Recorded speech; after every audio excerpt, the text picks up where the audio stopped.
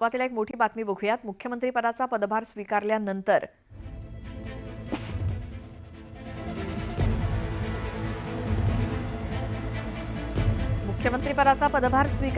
मुख्यमंत्री देवेंद्र फडणवीसांच्या ग्रामीण महाराष्ट्राच्या दौऱ्याची सुरुवात गडचिरोली जिल्ह्यातनं झाली आहे। गडचिरोली जिल्ह्यामध्ये छत्तीसगड सीमेलगत माओवाद्यांच्या गडामध्ये मुख्यमंत्री देवेंद्र फडणवीस पोहोचलेत आणि तिथे पेनगुंडासारख्या अतिसंवेदनशील भागात गडचिरोली पोलिसांनी एका दिवसात पोलीस ठाणं उभारलं। जवानांचं मनोधैर्य वाढवण्यासाठी घनदाट जंगलानं वेढलेल्या या भागात मुख्यमंत्री देवेंद्र फडणवीस यांनी भेट देऊन नव्या पोलीस ठाण्याची पाहणी करून स्वतःच्या हातानं मिठाईचं वाटप केलं। मुख्यमंत्री देवेंद्र फडणवीस यांच्याशी एक्सक्लुझिव्ह संवाद साधला आमचे प्रतिनिधी महेश तिवारी यांनी।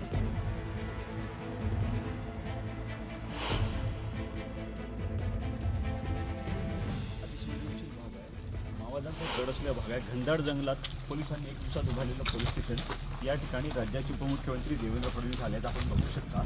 हे जवानांना कशा पद्धतीने या ठिकाणी राहण्याची व्यवस्था आहे त्या सगळ्या गोष्टींची पाहणी करत आहेत। महत्त्वाचं म्हणजे जिल्हा मुख्यालयापासून तब्बल 200 किलोमीटर अंतराच्या जवळपास हे पोलीस ठाणं एका दिवसात उभारण्यात आलेलं आहे आणि अशा ठिकाणी येऊन जवानांचं मनोधैर्य वाढवण्याचा प्रयत्न आहे। कारण हा जो भाग आहे माओवाद्यांचा कोर झोन असलेला भाग आहे, अशा भागात लोकांनी कधी आमदाराला सुद्धा बघितलेलं नाही आणि अशा ठिकाणी थेट मुख्यमंत्री येणं हे खूप महत्त्वाची बाब आहे। गडचिरोली पोलीस दल माओवाद्यांसोबत लढत असताना पोलीस ठाणं उभारणं एक मोठं टास्क असते आणि अशा जंगलामध्ये या ठिकाणी 20 दिवसापूर्वी हे पोलीस ठाणं उभारण्यात आलं होतं आणि आज या जवानांचं मनोधैर्य वाढवण्यासाठी राज्याचे मुख्यमंत्री देवेंद्र फडणवीस आलेले आहेत। जे ग्रामीण महाराष्ट्राचा त्यांचा पहिला दौरा आपण म्हणू शकतो गडचिरोलीपासून त्यांनी सुरू केलेला आहे आणि अशा ठिकाणी येऊन ते जवानांशी आता संवाद साधणार आहेत। महत्त्वाचं म्हणजे त्या जवान जे जंगलात लढत असतात त्यांना काय काय गोष्टींची गरज असते त्या सगळ्या पुरवण्याकडे गेल्या काही वर्षापासून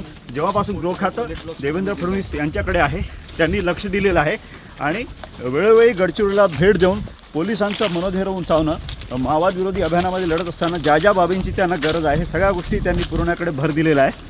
आणि आत्तासुद्धा आपण बघू शकतो विचारू भाऊ मला सांगा, अशा अतिसंवेदनशील भागात जवानांनी हे पोलीस ठाणं उभारलेलं आहे, तुम्ही या ठिकाणी आलेलं आहे, काय म्हणा? मला असं वाटतं की हे जे पोलीस ठाणं आहे हे याकरता महत्त्वाचं आहे की माओवाद्यांचं स्मारक उद्ध्वस्त करून या ठिकाणी भारतीय संविधानाने जो पोलीस फोर्स उभा केला त्या पोलीस फोर्सकरता या ठिकाणी ठाणं उभं राहिलेलं आहे।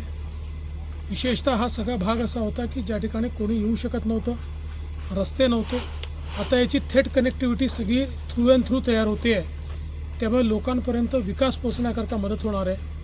मोबाईलचे टावर्स असतील, वेगवेगळ्या योजना असतील, त्या सगळ्या लोकांपर्यंत पोहोचत आहेत आणि एक प्रकारे माओवाद्यांचा डॉमिनन्स पूर्णपणे संपतो आहे। आपण बघितलं तर गेल्या काही वर्षातला माओवाद विरोधी अभियानाचा हा जो इतिहास आहे यामध्ये गडचिरोली पोलीस दल देशात सगळ्यात मोठं यशस्वी पोलीस दल म्हणून त्यांची ओळख तयार झालेली आहे। 100% आपण गडचिरोलीमध्ये आता माओवादाच्या शेवटाकडे चाललेलो आहोत आणि यामध्ये पोलीस दलाने जे काम केलं आहे ते अतिशय महत्त्वाचं आहे। गेले 4 वर्ष एकही व्यक्ती हा माओवाद्यांना भरती करता गडचिरोलीतनं आणि महाराष्ट्रातनं मिळालेला नाही, हे अत्यंत महत्त्वाचं आहे। आणि विशेषतः पोलिसांची कॅज्युअलिटी न होता पोलिसांनी ज्या प्रकारचे ऑपरेशन्स केले आहेत ते महत्त्वाचे आहे। पोलिसांना ज्या गोष्टींची गरज असते त्यामध्ये आणखी काय बाबी पुरवण्याकडे गृह खातं आहे? जे जे लागेल ते आम्ही पुरवू, कारण आपला जीव धोक्यात घालून ज्या सगळ्या इलाक्यामध्ये पोलीस काम करतात त्यामुळे जे त्यांच्याकरता आवश्यक असेल ते प्रत्येक गोष्टी त्यांना दिली। एकूणच पोलीस दलाला सगळ्या गोष्टी पुरवण्याकडे भर दिला जाणार असल्याचं त्यांनी आता स्पष्ट केलं आहे। महेश तिवारी, न्यूज 18 लोकमत, गडचिरोली।